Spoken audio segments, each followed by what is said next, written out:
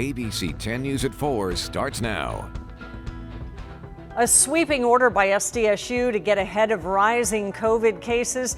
The plan to test all students living on campus. San Diego now on the verge of moving backward. What happens if our case numbers don't go down within a week? We're dying too. And it's one life for another now.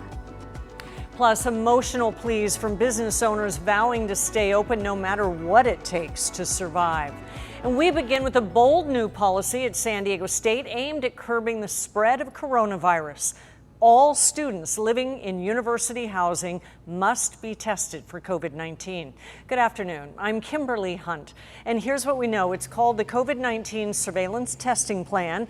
The university will require all students living on campus to be tested for the virus. Testing will begin tomorrow. It continues through Saturday, and then testing will resume on Monday. The school hopes to test about 500 students every day. Each will be assigned a specific testing time and location. After this initial phase, the university will launch random testing for on-campus students. SDSU says if most students participate, it will not have to reinstate the stay-at-home order that expired yesterday. And meantime, officials say total COVID-19 case numbers in the county are moving in the wrong direction. ABC 10 News reporter Rachel Bianco has the businesses that would have to once again close indoor operations if our numbers don't come down. The days of dining indoors, going to a movie, or exercising inside a gym could be numbered across San Diego. The county's COVID-19 case rate heading back in the wrong direction. We don't yet have enough evidence that it can be attributed to the businesses that have already begun to increase their operations in San Diego, although we're closely looking at that. Right now, the county's case rate per 100,000 residents is 7.9, exceeding the limit of 7.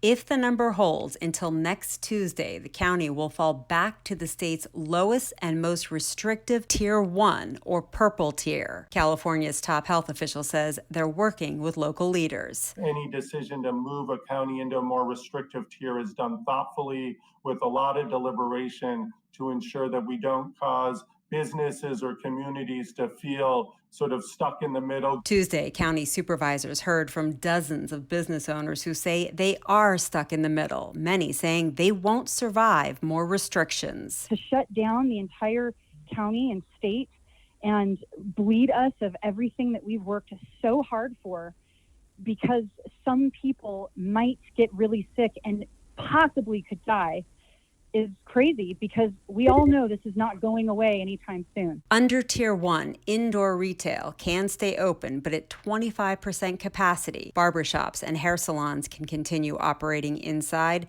Worship services would also have to move back outside. Rachel Bianco, ABC 10 News. A county is assigned a tier based on its test positivity and adjusted case rate. Counties must remain in a tier for at least 3 weeks before moving forward. And one county leader called on San Diego to drop the state's tier system altogether in order to save those struggling businesses from closing once again.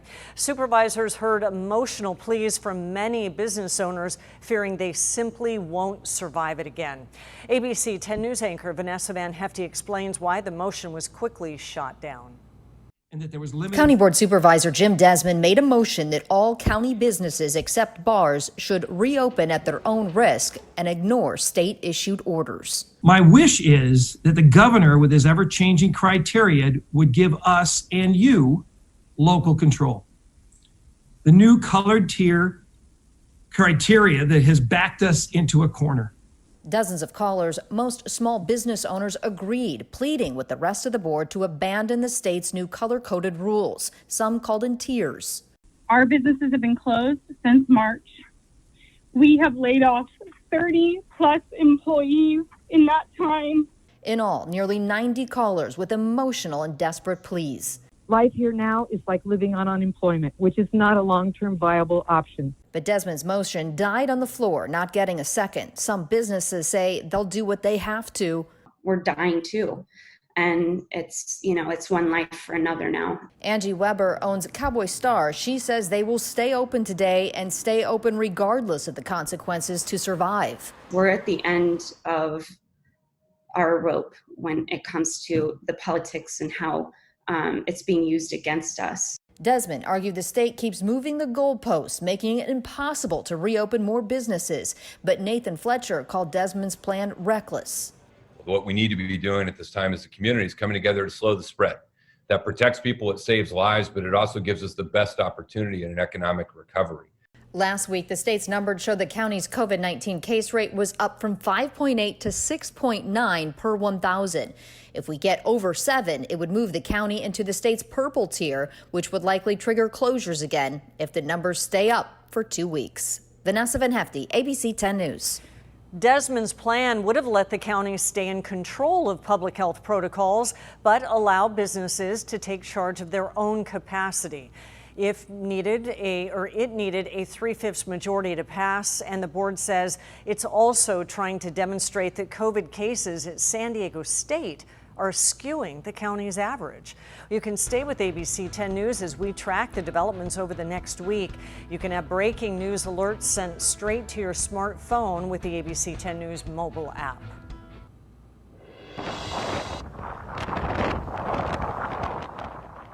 Right now, Hurricane Sally is lashing the northern Gulf Coast. You're looking at a pier tearing apart in Gulf Shores, Alabama.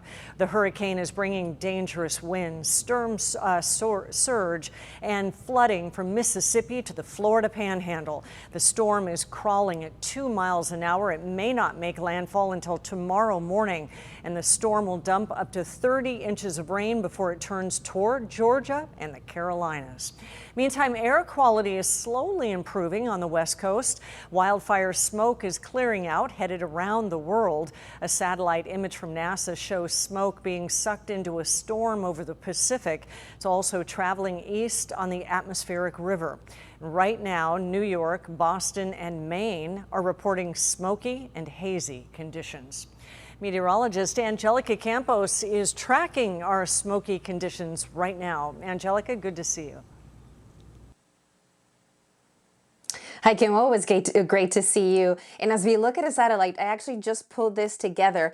And I want to show you, you can clearly see where that smoke continues to rise up in the atmosphere. So I'm going to try to use some tools here to help direct your eyes to the right location, because that satellite that Kim just showed you is great. But as we get a little bit closer, you can see smoke in this area. And then we have smoke over here too, but everything is just rising north. So let me erase it. So now you guys know where to look. So there it is. You have smoke rising, moving north and then east, and then smoke right there. So this is all impacting farther north, which means conditions are looking much better for us here in San Diego. So that is great news. We'll continue to see improvement through the end of the week, but at the same time, the temperatures are rising. It is 2 to 3 degrees warmer than yesterday as we look at the current temperatures. We do have a lot more 90s today, 92 Escondido, 91 in Poway, 94 in Ramona, and we expect those temperatures to continue to rise as well, well above normal through Friday before it gets better. We'll have much more in your 7-day forecast. Entire towns are being leveled by historic wildfires along the West Coast. Some of these places have been through this before. Some wonder just how much more they can take.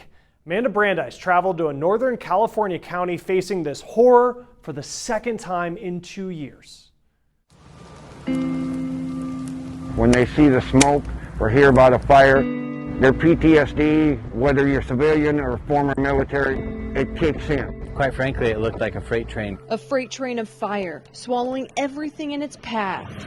We're seeing like erratic fire behavior that some of us have never seen in our career. Capable of leaving a town unrecognizable. They still haven't been able to get up there to see their property. Michael Zylstra says his aunt and uncle won't have a home to come back to. Miles of Berry Creek houses have been reduced to rubble. It's a scenario where the vegetation's completely bone dry. The town is a casualty of the North Complex fire. Fueled by years of drought and extreme winds, the massive fire has burned 29 days in Northern California. It took a huge toll on the community that it hit because it moved so fast. and we just didn't have the resources to put in there. With resources spread across 28 major fires, Steve Kaufman says it's a challenge the state's had to adapt to. I don't know if my house is still standing. Zylstra evacuated his home 6 days ago in the nearby town of Cherokee. As he waits for news, he helps fellow veterans cope with the trauma. They're anxious.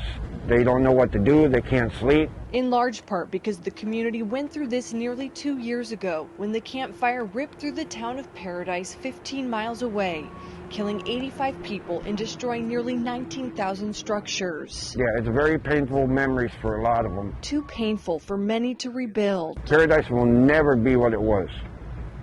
It will never ever be what it was.